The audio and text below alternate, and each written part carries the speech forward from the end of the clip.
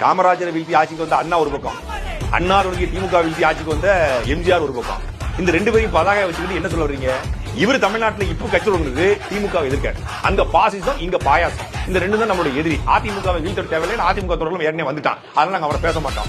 ஆண்ட கட்சிகள் ஆளுங்கட்சிகள் எல்லாத்தையும் பொதுவாக தான் பேசுறோம். ஆண்ட கட்சி அப்படின்னா அது அதிமுக தானே, ஆளுங்கட்சினா இப்ப திமுக தானே, தனித்தனியாக பேசணுமா அப்படின்னு சொல்லிட்டாரு. அப்போ அதிமுக திமுக ரெண்டையுமே இவங்க எதிர்க்கிறாங்க. அதிமுக திமுக கூட்டணிக்கு போகல, அதிமுக திமுக ரெண்டையும் எதிர்ப்பதாக சொல்லிட்டு அதிமுக தலைவரையும் திமுக தலைவரையும், அதிமுகவும் அண்ணா தான் தலைவர், எம்ஜிஆர் ஒரு தலைவர், திமுகவும் அண்ணா தலைவர், திமுகவோட தலைவரையும் அதிமுக தலைவரையும் கொண்டு வந்து பதாக வச்சுட்டு திமுகவையும் அதிமுக எதுக்க போறதான்? சரி, அதிமுக திமுக தலைவரை நீ ஏத்துக்கிட்டு எதுக்காக அதிமுக திமுக எதுக்கணும்? அந்த தலைவரை ஏத்துக்குவேன், அந்த கட்சியை ஏத்துக்க மாட்டேன். இப்ப என்ன பிரச்சனைனா, எம்ஜிஆரையும் அண்ணாவையும் பதாகையில போட்டா திமுக காரனும் அதிமுக காரனும் ஓட்டு போட்டுவான்னு சொல்லி அந்த ஆந்திரால இருந்து வந்து அந்த ஜான் சொல்லிருக்காப்ல. ஜான் பேச்சை கேட்டுக்கிட்டு தான் இவர் வந்து 1.5 முழத்துக்கு பதாகை வச்சிருக்காரு.